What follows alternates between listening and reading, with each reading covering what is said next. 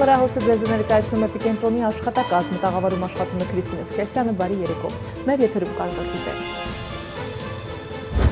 Այս տարի առաջին անգամ հանդիպել են ոչ իշխանական ԲՀԿ-ն, ՀԱԿ-ը և Ժառանգությունը, գործնականում վերջ դնելով ներքաղաքական հարաբերական դադարին։ Այն, որ պետության մեջ բոլորս զգում ենք ինչ վիճակ է եւ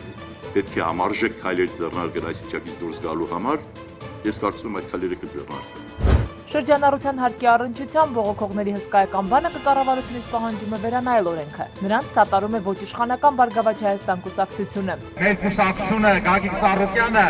ողջունում է ձեր քաղաքացիական այս համարձակությունը։ Ձեր պայքարը լսելի կդառնա որոշ մարդկանց թմրած ականջների։ Թուրքական դիվանագիտության նոր թակարդները կկարողանա արդյոք հայկական կողմը խուսափել դրանից։ Եվ Հայաստանի իշխանությունները եւ մեր պատմաբանները հաջողությամբ խուսափում են այս ծուղակից։ Միանում են Եվրասիական տնտեսական միությանը եւ անմիջապես թողարկում նոր եվրապարտատոմսեր։ Ինչ նպատակ ունի արտաքին պարտքի նոր ավելացումը։ Մեր երկիրը, մեր տնտեսությունը պետք է պատրաստ լինի յուրաքանչյուր սցենարի։ Արդյոք պետական գույքի կառավարման վարչությունը կոչված է մարդկանց տներից վտարելու գործին, ինչով է պայմանավորված այդպիսի գործելակերպը։ Ես կարծում եմ, որ այդ գործընթացը պիտի շարունակվի, խնդիրը լուծում պիտի ստանա, որովհետև կա դատարանի համապատասխան վճիռ։ Խորհրդարանի ոչ իշխանական երեք խմբակցությունները ԲՀԿ-ն, ՀԱԿ-ը և Ժառանգությունն այսօր հանդիպել են եւ արձագանքելով երկրում տեղի ունեցող գործընթացներին մի քանի որոշում կայացրել։ Երկուշաբթի մեկնարկող ազգային ժողովի գարնանային նստաշրջանի առաջին օրը երեկոյան ժամը 6-ին եռյակը արտահերթ նիստ կհրավիրի քննարկելու շրջանառության հարկի աղմկահարույց հարցը։ Եռյակի նիստի հագեցած օրակարգի մասին մանրամասներ է ներկայացրել Ժառանգություն խմբակցության ղեկավար Ռուբիկ Հակոբյանը։ Այս տարի առաջին անգամ ոչ իշխանական ԲՀԿ-ն, ՀԱԿ-ը և Ժառանգությունը խորհրդարանում հանդիպեցին, գործնականում վերջ դնելով ներքաղաքական հարաբերական դադարին։ Երկուշաբթի մեկնարկում է ազգային ժողովի գարնանային նստաշրջանը, իսկ երեք ուժերն այսօրվա նիստի օրակարգում 5 հարց ունեին։ Առաջինը շրջանառության հարկի մասին օրենքի առաջացրած խնդիրների վերաբերյալ։ Երեք քաղաքական ուժերով որոշեցինք, որ երկուշաբթի օրը փետրվարի 2-ին ժամը 6-ին արտահերթ նիստ է հրավիրելու օրենքում փոփոխություններ կատարելու մասին, շրջանառության հարկի մասին։ Իսկ այս պահին երեք քաղաքական ուժերի կողմից լիազորված եմ հայտարարելու, որ մենք կողմ ենք, աջակցում ենք մեր քաղաքացիներին, ովքեր այս պահին եւ արդեն երրորդ օրն է շարունակ իրենց դժգոհությունն են հայտնում եւ մեկ հիմնական կարգախոս ունեն կասեցում։ Մենք աջակցում ենք եւ կողմ ենք այս օրենքի կասեցմանը։ Երկրորդ հարցը Գյումրիի ողբերգությունն էր, որի մասին բազմաթիվ հարցեր ունեն ոչ իշխանականները։ Անցած շաբաթվա լսումը նրանց չի բավարարել։ Պատրաստվում են դիմել ազգային ժողովի նախագահին առաջարկով։ Կողմ չենք, որպեսզի շահարկվի այս թեման, կողմ չենք, որպեսզի շոուի վերածվի, դրա համար մենք առաջարկում ենք փակ լսումներ, պարտադիր հետեւյալ պետական այրերի մասնակցությամբ։ Արտգործնախարարը պետք է մասնակցի ոստիկանապետը, պետք է մասնակցի բնականաբար գլխավոր դատախազը եւ ազգային անվտանգության ծառայության ղեկավարը։ Եվ լսումները մենք առաջարկում ենք կազմակերպել ուրբաթ։ Եռյակի օրակարգում է մնում նաև դեռ անցած աշնանը նախաձեռնված կառավարական ճգնաժամին առնչվող հարցը ազգային ժողովում արտահերթ քննելը։ Երկուշաբթի մեկնարկող քարոզիայի սկզբում նաև ըստ կանոնակարգի նոր հաշվիչ հանձնաժողով պետք է ձևավորվի։ Մինչև հիմա գործած հաշվիչ հանձնաժողովի աշխատանքը, հիշեցնենք, ԵՌԵԱԿ-ն ու ՕԵԿ-ը բոյկոտել էին։ Պատճառաբանել ենք ինչու, որտեղ համամասնությունը բացարձակապես ապահովում է քաղաքական մեծամասնության գերակայությունը ավել ձայն ունենալը, որովհետև ոչինչ չի փոխվել, մեր առաջարկությունները հաշվի չեն առել եւ մենք մեր երեք քաղաքական ուժերով, ուղղակի մյուսներն էլ միանան, մենք չենք մասնակցելու հաշվիչ հանձնաժողովի ձևավորման աշխատանքներին։ Այսօր անդրադարձ է եղել նաև միասնական մասսայական գործողություններին, հայտնեց Ռուբիկ Հակոբյանը։ Այս հարցում հստակություն կմտցվի առաջիկայում։ Հրավիրվելիքը արտահերթից եւ փետրվարի 5-ին ԲՀԿ նախագահ Գագիկ Ծառուկյանի նախաձեռնած խորհրդաժողովից հետո։ Հիշեցնենք նաև, որ ԲՀԿ նախագահի մամուլի խոսնակ Իվետա Տոնոյանը հայտարարել է, որ խորհրդաժողովից հետո Գագիկ Ծառուկյանը հանդիպում կնախաձեռնի Լևոն Տեր-Պետրոսյանի եւ Ռաֆի Հովհաննիսյանի հետ։ Եթե հետևել եք, նաև կա որոշակիորեն արդեն ինչ որտեղ երևի արդեն պայմանավորվածություն, որ փետրվարի 5-ի այդ միջոցառումից հետո նախատեսվում է 3 քաղաքական ուժերի առաջնորդների հանդիպում եւ կարծում եմ սրանք այն հարցերն են, որոնք պետք է քննարկեն այդ ձևաչափով հանդիպման ժամանակ եւ ոչ միայն այդ հարցի եւ մեր հետագա անելիքների ընդհանուր մեր մոտեցումների եւ ճանապարհային քարտեզի մասին կարծում եմ դա արդեն կորոշվի այդ ձևաչափով հանդիպման ժամանակ։ Ինչ վերաբերում է շրջարկի հարցը քննարկելու եռյակի առաջարկին իշխանության արձագանքին, ապա Ռուբիկ Հակոբյանն այս դեպքում ակնկալում է, որ մեծամասնությունը ողջամտություն կցուցաբերի։ Ոչ թե կասեմ դա քաղաքական շահարկում է, այլ ողջամտություն ցուցաբերեն, կասկանան, որ հարց կա, այդ հարցին պետք է պատասխանել, եւ նաեւ այսօր քննարկեցինք այդ մասին, որ մենք երկուշաբթի օրը նստաշրջանի ժամանակ նաեւ կառաջարկենք հանդիպում, կառաջարկենք ազգային ժողովի նախագահին, որպեսզի այս քաղաքական ուժերի ներկայացուցիչների հետ հանդիպում կազմակերպի, որին կմասնակցեն կառավարության ղեկավարը եւ այլն, որտեղ կտեսնենք մի համատեղ լուծում գտնել։ Մեր խնդիրը համատեղ լուծում գտնելն է։ Թեժ գարուն կլինի, այսպիսի մագդիրներից խուսափեք, առաջարկում է Ժառանգություն խմբակցության ղեկավարը։ Նման ածականներ չեմ օգտագործելու, բայց այն, որ պետության մեջ բոլորս զգում ենք ինչ վիճակ է եւ պետք է համարժեք քայլեր ձեռնարկել այս վիճակից դուրս գալու համար, ես կարծում եմ այդ քայլերը կձեռնարկվեն։ Հուճապ ոչ, բայց երկրում տագնապ կա, որը պետք է միասին վերացնել։ Իշխանափոխության եռյակի պահանջն ուժի մեջ է, ամփոփեց Ռուբիկ Հակոբյանը։ Ահարոն Հայրապետյան, Հովհաննես Քյուրքչյան, Էպիկենտրոն։ Անհատ ձեռներեցները շարունակում են բողոքել ու պահանջել, որ կասեցվի փետրվարի 1-ին ուժի մեջ մտնող շրջանառության հարկի մասին օրենքի փոխված դրույթը։ Այսօր ցուցարարները հավաքվել են կառավարության շենքի դիմաց։ 2 ժամ բողոքելուց հետո առաջարկ են ստացել ձևավորել 5 հոգանոց խումբ եւ վարչապետի հետ քննարկել հարցը։ Մինչ ներսում քննարկում է տեղի ունեցել, դրսում ցուցարարները շարունակել են բողոքել, պահանջել կասեցում եւ սպառնացել սկսել նստացույց։ Վարչապետը խոստացել է վերջնական պատասխան տալ 2 շաբթի, իսկ մինչեւ այդ ցուցարարներին են մոտեցել ԲՀԿ խմբակցության ազգային ժողովի պատգամավորները։ Պատգամավոր Միքայել Մելքումյանը տեղեկացրել է, որ ԲՀԿ-ն կանգնած է անհատ ձեռներեցների կողքին եւ նրանց հետ պայքարելու է արդարության համար։ Տեղեկացրել են, որ խնդիրը հնչեցնելու են 2 շաբթի ժամը 12-ին մեկնարկող ազգային ժողովի նիստում։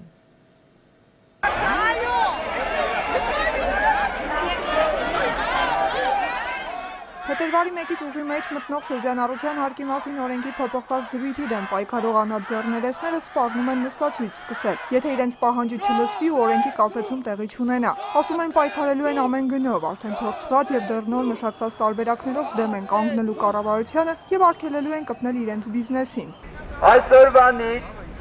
սկսվում է մի process, որը կոչվում է անհատ ձեռներեցների հրաժարման process, այսինքն կա արդեն մոտ 7000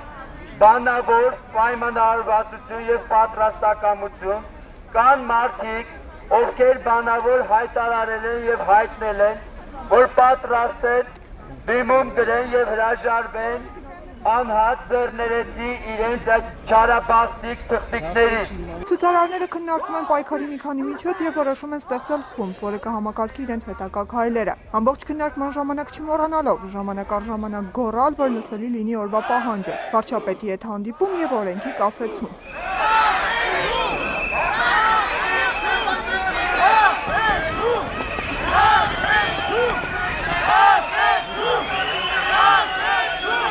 Երկու ժամ բողոքելուց հետո ցուցարարների խոսքը վերջապես տեղ է հասնում։ Վարչապետը պատրաստ է լսել նրանց։ Առաջարկել է 5 անձից բաղկացած խումբ ստեղծել եւ բարձրանալ իր մոտ։ Արագ ձևավորված խումբը մտնում է կառավարության շենք։ Ձեռներեցներին սակայն սա բավարար չէր։ Պահանջում են, որ պաշտոնյաներն իրենց առանձնասենյակներից դուրս գան եւ իրենց հետ դրսում քննարկեն անելիքը։ Հակառակ դեպքում կրկին նստացույցի սպառնալիք է հնչում։ Կառավարության շենքից սակայն այդպես էլ ոչ մի պաշտոնյա դուրս չի գալիս։ Փոխարենը նրանց են միանում ԲՀԿ խմբակցության ԱԺ պատգամավորները։ Ես իմ գործընկերները, մեր կուսակցությունը, Գագիկ Սարոկյանը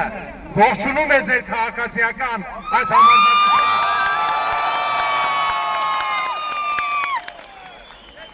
Ձեր պայքարը, մեր պայքարը ճիշտ է, արդարացի է եւ մենք երկիրը պետք է այս փոսից անպայման ձեզ հետ միասին անենք։ Հիմա շատ կոնկրետ խոսենք, տեսեք, այն, որ հոկտեմբերի սկզբին մենք ձեզ հետ միասին մշակեցինք ծրագիր, քայլերի ծրագիր, այն է, որ անպայման պետք է կամավորության սկզբունքը լինի, այսինքն, եթե կան աշխատողներ, ձեռներեցներ, որոնք ուզում են աշխատել փաստաթղթով, մենք դրանք դեմ չենք, 1% թող աշխատեն, բայց այդ դեպքում թող շրջանառության շեմը 100 միլիոնից անցնի, բացատրեմ, որովհետև, եթե նրանք աշխատեն փաստաթղթերով, որը շատ դժվար է, ապա նրանք անպայման շրջանառության ծավալի աճ կունենան և կհայտնվեն ավելացված արժեքի հարկի դաշտում։ Իսկ եթե նրանք հայտնվում են ավելացված արժեքի հարկի դաշտում, դա նույնն է, որ շրջանառության հարկի 8%-ով աշխատեն։ Սա իհարկե ոչ մեկ էս բերի տակից չի կարող դուրս գալ։ Մարդիկ այնքան են հեռու իրականությունից, որ անտեսում են հազարավոր մարդկանց այստեղ հավաքված կարծիքները, ձեր ձայնը, բայց ինչպես ասում էին ձեր ակտիվիստները, ձեր պայքարը լսելի կդառնա որոշ մարդկանց թմրած ականջների։ Այո, ես ձեզ վստահեցնում եմ, այսօր արդեն այդ թմրած վիճակը անցնում է եւ մարդիկ ստիպված են ձեր հետ հաշվի նստելու, որովհետեւ դուք եք Հայաստանի ապագան, որովհետեւ դուք եք Հայաստանի թելադրողը եւ ազատ քաղաքացին։ ԱԺ պատգամավորները տեղեկացնում են, որ երյակի նիստում ցուցարարների պահանջը քննարկել են եւ խնդիրը բարձրացվելու է ազգային ժողովում երկուշաբթի ժամը 12-ին։ Առաջարկում են ձեռներեցներին հավաքվել այնտեղ եւ տեղում հետեւել նիստի ընթացքին։ Առաջարկն ընդունվում է միաբերան եւ մեծ ոգևորությամբ։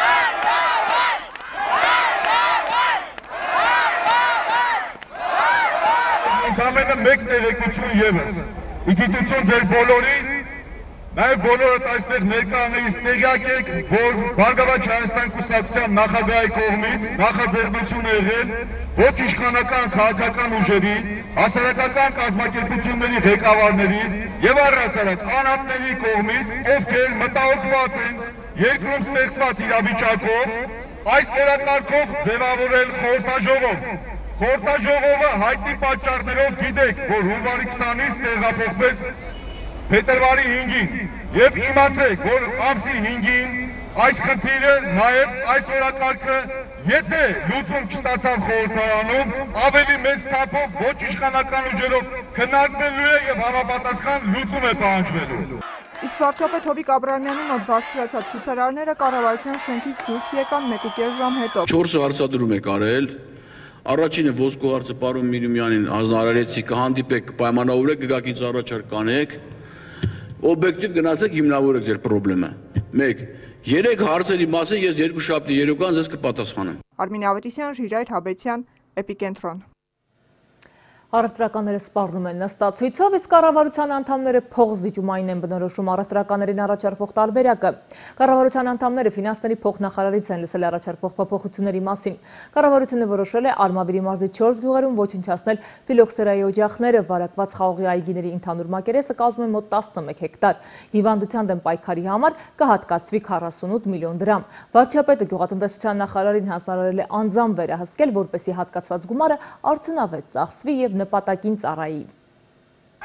Մինչև ցուցարարները ներքևում պահանջում են օրենքի կասեցում ու ցանկանում հանդիպել վարչապետի հետ, այստեղ վերևում փողզիջումային բնորոշում է տրվում նախատեսվող փաստաթղթին։ Համենայն դեպս մինչև Հովիկ Աբրահամյանը հենց առևտրականներից կլսի նրանց պահանջները, ֆինանսների նախարարի տեղակալն է պատասխանում վարչապետի հարցին, թե ինչ ընթացք է տրվել շրջանառության հարկի մասին օրենքի դժգոհություններին։ Պետությունը նվազեցրել է հարկային բեռը, փոխարենը փաստաթղթավորման պարտադիր պահանջ է սահմանվել։ Այսպես է ներկայացում փողզիջումային կոչված տարբերակը։ Բոլոր այն դեպքերում, երբ որ մեծ տնտեսավարող սուբյեկտները Չինաստանից, Թուրքիայից, Արաբական Միացյալ Ամիրություններից ձեռք են բերում համապատասխան փաստաթղթեր, անկախ այդ հանգամանքից այդ փաստաթղթերը մասնակցում են մաքրազերծման գործընթացին, թե չեն մասնակցում, շրջանառության հարկի դաշտում աշխատելու համար այդ փաստաթղթերը համարվում են բավարար եւ տնտեսավարող սուբյեկտները կարող են շատ հանգիստ շարունակել աշխատել շրջանառության հարկի դաշտում։ Մեր պետությունը պետք է պատրաստ լինի ցանկացած սցենարի։ Սա արդեն վարչապետն է ասում։ Այս համատեքստում կառավարությունը պատրաստվում է արտարժութային կապիտալի ներհոսք ապահովել։ Աշխարհում նաև ընթանում է տնտեսական պատերազմ, եւ մենք մեր երկիրը, մեր տնտեսությունը պետք է պատրաստ լինի յուրաքանչյուր սցենարի, եւ մենք ստեղծել ենք աշխատանքային խումբ, որը ղեկավարում է պարոն Գաբրիելյանը եւ ընդգրկված են բոլոր շահագրգիռ նախարարության ներկայացուցիչները։ Աշխատանքային խումբը տարբեր միջոցառումներ է ներկայացնում կառավարությանը, որպեսզի մենք նաև օրենքներ ընդունենք, կառավարության որոշումներ ընդունենք։ Ես հիմա ցանկանում եմ պարոն Գաբրիելյանը, որ հնարավորինս մանրակրկիտ ներկայացնի իրենց քայլերի մասին, նաև այս հարցի հետ կապված։ Մենք քննարկել ենք բազմաթիվ միջոցառումներ տնտեսության դիմադրողականությունը եւ պաշտպանունակությունը մեծացնելու համար եւ այս առումով խիստ կարեւոր է արտարժութային ներոսքերի ապահովումը, մասնավորապես օրենքի նախագիծը արդեն իսկ ուղղված է Ազգային ժողով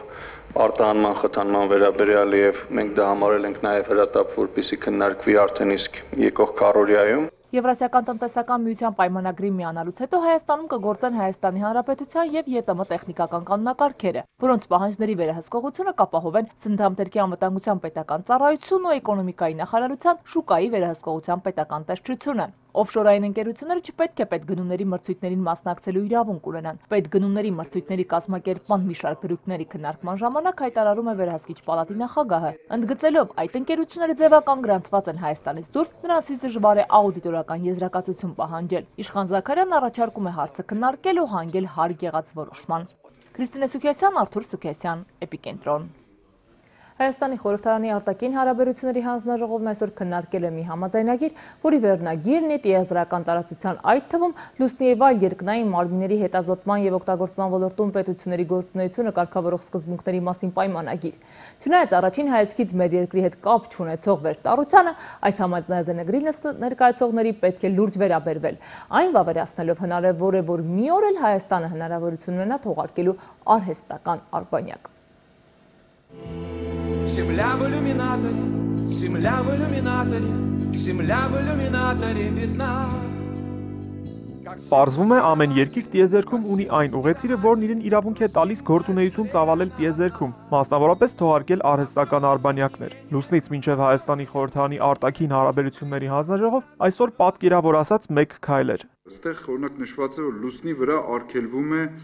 ուժի ցանկացած գործադրում սպառնալիք թշնամական գործողություններ կամ ինչ-որ այլ տիպի պատերազմական գործողություններ։ Սա ինչ է նշանակում, այսինքն հնարավոր է, որ Հայաստանի Հանրապետությունը կամ շուտ պետություններ հարձակվեն լուսնի վրա կամ, չէ, ես ուղղակի համաձայնագրից մեջբերումներ եմ անում։ Լուսնի վրա կարող են ստեղծվել մարդու կողմից կառավարվող եւ մարդու կողմից չկառավարվող կայաններ։ Կուզենայի նաև այս մանրամասնեք, ինչ է նշանակում մարդու կողմից չկառավարվող, այսօք լուսնի վրա ինչ-որ այլ ուժեր կան, որոնք կոորդինացնում են։ Տիեզերքին վերաբերող համաձայնագրի մասին հարցերին պետք է պատասխաներ տրանսպորտի եւ կապի փոխնախարարը, որն ասաց, որ չնայած վերնագրին, համաձայնագիրն իրականում լուրջ նպատակներ ունի, պետք չէ հեգնել։ Այն երկրները, որոնք նախատեսում են ծավալել գործունեություն տիեզերքում, պետք է վավերացնեն այսին պայմանագրերը, որպեսզի նաև մեր նախաձեռնած այդ միջազգային ուրեմն հեռահաղորդակցության միությունում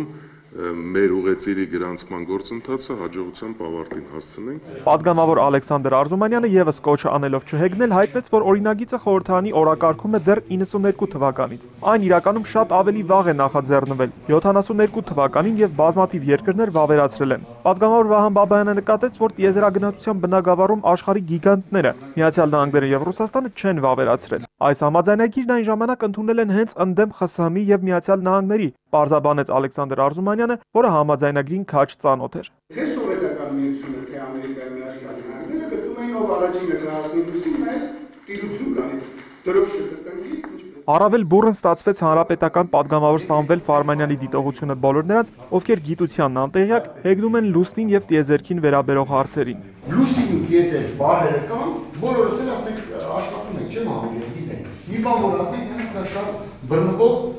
Աղմամ Աբրամյանն այսօր այդ բառը օգտագործել է, այսպես գնամ գժալու թեմա է։ Ֆարմանյանի խոսքում կային երանգներ, որոնք վերաբերում էին ԲՀԿ-ական Վահան Բաբայանի մեջբերումներին։ Հետևաբար նա արձագանքեց։ Այսօր մեր երկրի ծանր վիճակում գտնվող հասարակությունը նայելով մեզ հաստատ չի ծափահարելու լուսնի կամ տիեզերքի վերաբերյալ բարձր ու խելացի դատողություններից։ Ինչ վերաբերում է պարոն Ֆարմանյան, ձեր նկատառումներին, կարծում եմ սա այնտեղը չի, որտեղ պետք է դասախոսություններ կարդալ կամ դաստիարակչական ելույթներ ունենալ, թե ով ինչ գրագիտություն ունի կամ ով որ գիտության վերաբերյալ ինչքան տեղեկություններ ունի։ Իհարկե դա ձեր իրավունքն է, ձեր կարծիքն է, բայց կխնդրեի, որ ձեր վերաբերյալ հարցադրումներին դուք ինքներդ պատասխանեք, այլ ոչ թե ուրիշ կուսակցությունների հոդվածներ ուզենաք մեջ բերեք, որովհետև կարծում եմ կուսակցությունները ընդհանրապես կապ չունեին եւ չհասկացային ինչ այդքան նեղվեցիք իմ ասածներից։ Ֆարմանյանը քիչ անց նորից արձագանքեց եւ ասաց, որ որևէ մեկին վիրավորելու նպատակ չի ունեցել։ Իր ասածը պետք է ընդունել որպես կոչ։ Քննադատելուց առաջ եկեք կարդալուց մարդիկ երբեք չեն դժում։ Ես էլ եմ կողմ լքում եմ ու ասեմ, այն ինչ բառերի վրա ես հեգնել եմ, հարգելի լրագրողներ, էլի հեգնում եմ կարդալով այս ամեն ինչը եւ էլի պարոն Ֆարմանյան, որևէ մեկին վիրավորելու խնդիր չկա, նաեւ ձեզ։ Այո, այստեղ հեգնելու բաներ կար, հեգնում եմ։ Տիեզերքին եւ լուսնին վերաբերող համաձայնագիրը մի քանի այլ հարցերի հետ մտավ ազգային ժողովի լիագումար նիստերի օրակարգ։ Ահարոն Հայրապետյան, Հովհաննես Քյուրքչյան, Էպիկենտրոն։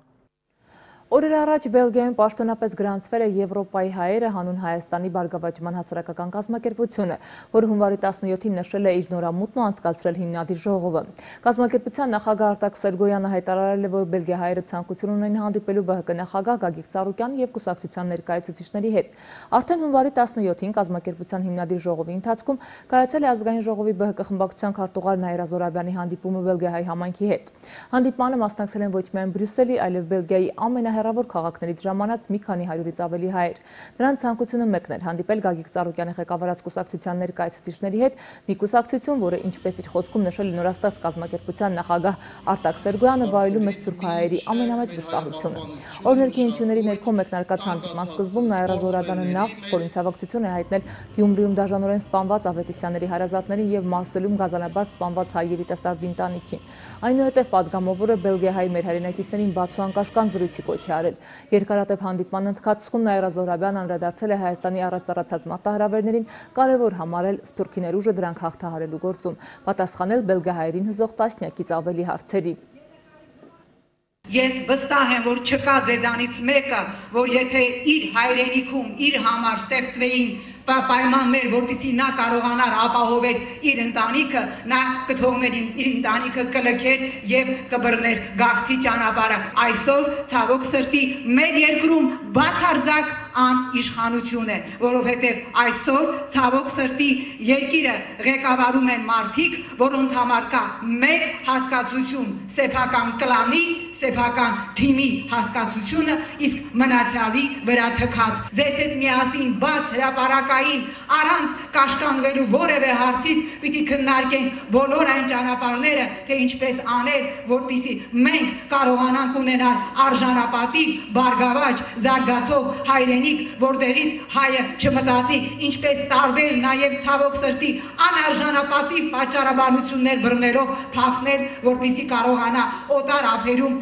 պահել իր երեխաներին։ Մենք պիտի կարողանանք ունենալ այնպիսի Հայաստան, որ հպարտ նստի բանակցությունների աշխարհի տերությունների հետ եւ ոչ թե վասալի կարգավիճակով այդ երկրի ցանկացած փաստաթուղթ ստորագրել տան։ Մենք պիտի ունենանք այնպիսի Հայաստան, որտեղ փոքր եւ միջին ձեռնարկատերը չվախենա բիզնես դնելուց, որովհետեւ հայտնի ինչ որ մեկը կարող է առավոտը իր բիզնեսի մեջ փայ մտնել։ Հայաստանում կրկնում եմ, ամեն ինչ արվում է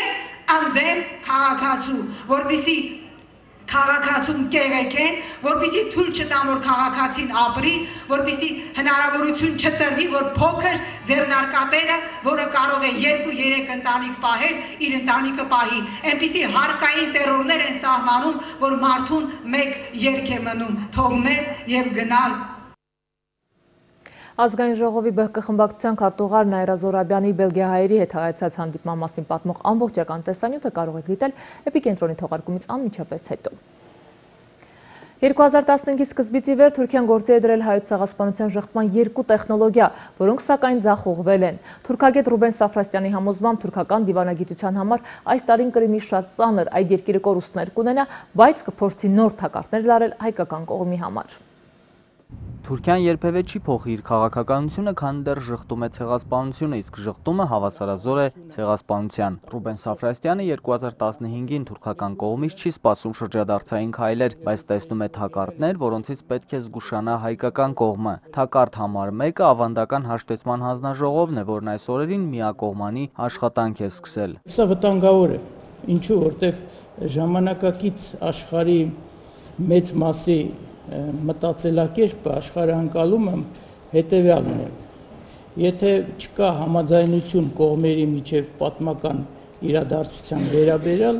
ապա պետք է մասնագետները շարունակեն ավելի խորացված այդ իրադարձությունը ուսումնասիրեն եւ իրենց եզրակացությունները հաղորդեն պետություններին։ Եվ Հայաստանի իշխանությունները եւ մեր պատմաբանները հաջողությամբ խուսափում են այս ծուղակից։ Ապրիլի 24-ը Գալիպոլիի ճակատամարտի ու հաղթանակի օր հռչակելու թուրքական ծրագիրը երկրորդ թակարդն է, որը նույնպես ձախողվեց դեռ սաղմնային վիճակում։ 20-րդ դարի առաջին ողբերգության օրը տոնական դարձնելու Էրդողանի քայլը քննադատեցին ոչ միայն միջազգային հանրությունը, այլև հենց Թուրքիայի առաջադեմ գործիչները։ Մարդու իրավունքների եվրոպական դատարանում քննարկվող թուրք ազգայնամոլ Դողու Փերինչեքի գործը Անկարան կփորձի դարձնել երրորդ թակարդ, եւ եթե դատը շահի, միջոցներ չի խնայի համաշխարհային աղմուկ բարձրացնելու։ Այդ համատեքստում աննախադեպ էր հունվարի 29-ին ընդունված Ցեղասպանության 100-րդ տարելիցի համահայկական հռչակագիրը։ Առաջին անգամ Հայաստանը Սփյուռքը իդեմս իր բազմաթիվ կազմակերպությունների, հիմնական կարևոր կազմակերպությունների հանդես է գալիս համատեղ հայտարարությամբ։ Եվ սա իմ խորին համոզմամբ ամենակարևոր խորհուրդն է այս հռչակագրի։ 2015-ը կլինի պատերազմի տարի, բայց քարոզչական ու հոգեբանական դաշտում։ Թուրքագետը շեշտում է, որ հակառակորդի շարքերում կա խուճապ, որովհետև 100-ամյակին հայկական կողմը գնում է համարձակ ու գործն ավարտին հասցնելու համառությամբ։ Ինչպես պատերազմի դաշտում, այստեղ էլ թշնամին զգում է պարտության հոտը։ Հենց դրա համար էլ պետք է քարոզչության թիրախ դարձնել հատկապես թուրքական հանրությանը։ Նաիրի Հոխիկյան, Վարդան Մկրտումյան, Էպիկենտրոն։ Հայոց ցեղասպանության 100-ամյակին նվիրված միջոցառումները համակարգող պետական հանձնաժողովի նիստի ավարտից հետո նախագահի աշխատակազմի ղեկավար Վիգեն Սարգսյանն ու Հայոց ցեղասպանության թանգարան ինստիտուտի տնօրեն Հայկ Դեմոյանն այսօր ներկայացրել են բոլոր գլխավոր միջոցառումները։ Հաստատվել է պետական պաշտոնական կայքեջը, հրապարակվել են պաշտոնական նամականիշ հուշադրամներ։ Մարտի 18-ից 20-ը Հայաստանում կանցկացվի Արարատի Սորոտին խորագրով մեդիա ֆորում, որը կդառնա ցեղասպանության 100-ամյակի միջազգային արձագանքը նախապատրաստելու խթան։ Ապրիլի 23-ին սրբադասման կարգ Սուրբ Էջմիածնում, ապա աննախադեպ ջահերով երթ։ Ծիծեռնակաբերդի հուշամալիր այս տարի կայացել են բազմաթիվ երկրների պաշտոնական պատվիրակություններ։ Այս օրերին հաճախ է լսվում այն կարծիքը, որ չի վերացնում արդյոք 100-ամյակը զուտ միջոցառումների, բայց պետք է ընդունենք, որ եւ քաղաքական քայլերը եւ ծրագրերը, որ կապված են ճանաչման հետ, դասապատման հետ, ժողովրդականության հետ պայքարի դրանք էլ են միջոցառում նախատեսում, միջոցառումը անպայման չի, որ Ամերիկայի ծրագիր լինի, միջոցառումների ծրագիրացելով մենք հասկանում ենք այն ամբողջականությունը, որ պետական հանձնաժողովը նախաձեռնել է եւ իրականացնում է 100-րդ տարելիցի համատեքստում։ Երևանում տեղակայված զորամասի զինծառայող Հայկաց Բարսեղյանին սպանելու կասկածանքով ձերբակալվել են ծառայեկիցներ Վաչե Սահակյանը, Մովսես Ազարյանը, Գնել Թևոսյանը եւ Նորիկ Սահակյանը, հայտնել է քննչական կոմիտեն։ 3 Հայկաց Բարսեղյանին գտել էին պատածողից կախված։ Արցախի պաշտպանության բանակի օպերատիվ տվյալի համաձայն այս գիշեր Ղարաբաղի եւ Ադրբեջանի սահմանին հակառակորդը հրադադարը խախտել է մոտ 300 անգամ, տարբեր տրամաչափի հրաձգային զինատեսակներից հայ դիրքապահների ուղղությամբ արձակելով ավելի քան 4000 կրակոց։ Պաշտպանության բանակի առաջապահ զորամասերի ձեռնարկած օպերատիվ քայլերի շնորհիվ հակառակորդի նախահարձակ գործողությունը կասեցվել է։ Ադրբեջանական կողմը 3 հայտարարել էր, իբրև թե հայկական անօթաչու սարք է խփել։ Սահմանին անօթաչուների կիրառումը սադրանք է արձագանքել է ԵՀԿ Մինսկի խմբի ամերիկացի համանախագահ Ջեյմս Ուորլիքը։ Պաշտպանության նախարարի խոսնակ Արծրուն Հովհաննիսյանն էլ գրել է. «Մեր հավաստի տվյալով ադրբեջանական կողմը ոչնչացրել է սեփական անօթաչու սարքը։ Ադրբեջանցիները շփոթել են»։ Միջազգային նորությունները կներկայացնի Սոնա Աղբալյանը։ Թուրքիայի արտգործնախարարությունը Դարդանելի գործողությունների 100-րդ տարելիցի ընթացքում իրականացվելիք միջոցառումների ժամանակացույց է պատրաստել, որում ընդգրկել է նաև Ծիծեռնակաբերդի հայոց ցեղասպանության զոհերի հիշատակին նվիրված հուշարձանի մի լուսանկար։ Այս միջադեպը լուրջ իրարանցում է ստեղծել Թուրքիայի արտաքին քաղաքական գերատեսչությունում։ Առայժմ հետաքննություն է ընթանում պարզելու, թե ով է կանգնած դրա հետևում։ Թուրքիայի նախագահ Ռեջեփ Թայիփ Էրդողանը դարձյալ մեղադրել է հայկական Սփյուռքին սադրանքների դիմելու, Թուրքիայի հետ առճակատում հրահրելու եւ բանակցությունից փախչելու համար։ Էրդողանը հայտարարել է, թե միակ բանը, որ անում է Սփյուռքը, իրենց հետ որևէ կապ չունեցող երկրներում որոշումներ կայացնել տալն է։ Եթե հարցնեք, քարտեզի վրա Հայաստանը ցույց տալ չեն կարողանա, սակայն այդ երկրների խորհրդարանները Հայաստանի վերաբերյալ որոշումներ են կայացնում, հայտարարել է Էրդողանը։ Նա դարձյալ կրկնել է պատմաբանների հանձնաժողով ստեղծելու Թուրքիայի հայտնի առաջարկը։ Ուրուգվայի նախագահ Խոսե Մուխիկան երկրի ազգային ռադիոյով եւ հեռուստատեսությամբ հոլոքոստի զոհերի հիշատակին նվիրված ելույթում խոսել է նաեւ հայոց ցեղասպանության մասին եւ կարեւոր համարել 20-րդ դարի առաջին ցեղասպանության միջազգային ճանաչման հարցը։ Ուրուգվայը պնդում է, որ պատշաճ հարգանք ու հանդուրժողականություն պետք է լինի մարդկության դեմ գործած բոլոր հանցանքների համար։ Ասել է Մուխիկան, հավելելով, որ միայն խիստ եւ ուժեղ կրթությունն ու հանդուրժողականության ուղղված թրեյնինգները կարող են դառնալ աշխարհում խաղաղ գոյակցության երաշխավորը։ Եվրամիության երկրների արտգործնախարարները պայմանավորվել են մինչև 2015 թվականի սեպտեմբեր ընդլայնել Ռուսաստանի ֆիզիկական անձանց և կազմակերպությունների դեմ պատժամիջոցները, հայտարարել է Եվրամիության պատվիրակության ղեկավար Ֆեդերիկա Մոգերինին։ Բացի դրանից խորհուրդը Եվրահանձնաժողովին և Եվրոպայի արտաքին քաղաքականության ծառայությանը հանձնարարել է մեկ շաբաթվա ընթացքում լրացումներ պատրաստել պատժամիջոցների ենթակա ֆիզիկական և իրավաբանական անձանց վերաբերյալ։ Սոնա Աղբալյան, Էպիկենտրոն։ 2014 թվականին պետական գույքի կառավարման վարչության համար արդյունավետ տարի է եղել։ Նախորդ տարիների հետ համեմատած անցնող տարում վարչությունը ավելի շատ գումար է հավաքել և մուտքագրել պետբյուջե։ Միայն պետական գույքի մասնավորությունից, օտարումից և վարձակալությունից գոյացել է 2 միլիարդ 183 միլիոն դրամ, որի 70% ուղղվել է պետբյուջե։ Պետական գույքի կառավարման վարչության պետն այսօր ամփոփել է 2014 թվականը և ներկայացրել 2015-ի անելիքները։ Որ պետական գույքի կառավարման վարչության աշխատանքը 2014 թվականին արդյունավետ է եղել, ակնհայտ է պետբյուջե մուտքագրած գումարից, ասում է վարչության պետը։ 2014-ին հավաքագրված պետբյուջե ու համայնքային բյուջեներ ուղղված գումարները կազմել են մոտ 2 միլիարդ 183 միլիոն դրամ։ Նախադեպ չունեցող այս կարգի ցուցանիշի կրկնությունը խոսում է համակարգում կատարված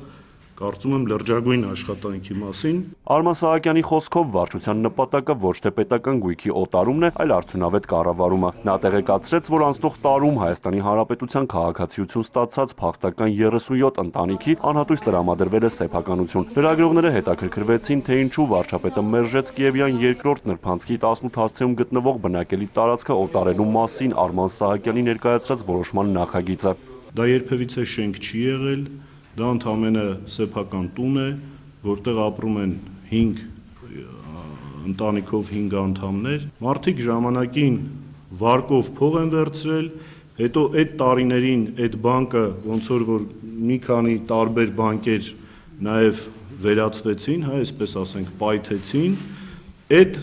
իրավասությունը անցել է ֆինանսների նախարարությանը, եւ ֆինանսների նախարարությունը պարտքի դիմաց փորձում էր գույքը օտարել, որպեսզի այդ պարտքը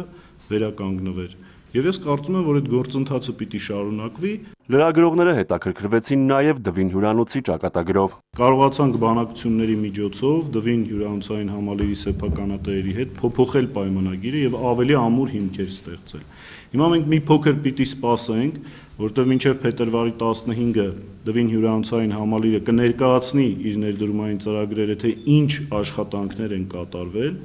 եւ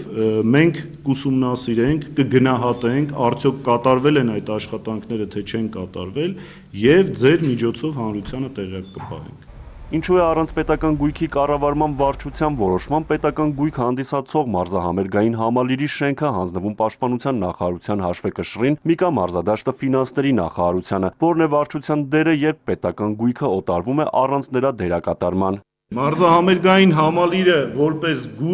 որպես գույք, ինչպես որ մնացած բոլոր պետական ոչ առևտրային կազմակերպությունները, ես շեշտեցի իմ ասուլիսի ժամանակ, որ դրանք հանձնվելու են ի վերջո Հայաստանի Հանրապետության, այսինքն գույքը պետական, բոլորը ունեն վկայականներ, որտեղ գրված է Հայաստանի Հանրապետություն։ Թե դա այդ պահին Պաշտպանության նախարարության ենթակայության տակ է, թե ֆինանսների նախարարության ենթակայության տակ, դա այլ հարց է։ Նույն հիմնարկներն են, ոնց որ այդ նույն գերատեսչությունները ունեն իրենց տարբեր հիմնարկները։ Արման Սահակյանը տեղեկացրեց նաև, որ արտաքին գործերի նախարարության շենքը նույնպես գնված է։ Այն ձեռք է բերել գործարար Էդուարդո Էրնեկյանի Տանգո ընկերությունը։ 2016 թվականին նախարարության աշխատակիցները կտեղափոխվեն նոր կառուցվող շենք։ Արթուր Հակոբյան, Արթուր Սուքյասյան, Էպիկենտրոն։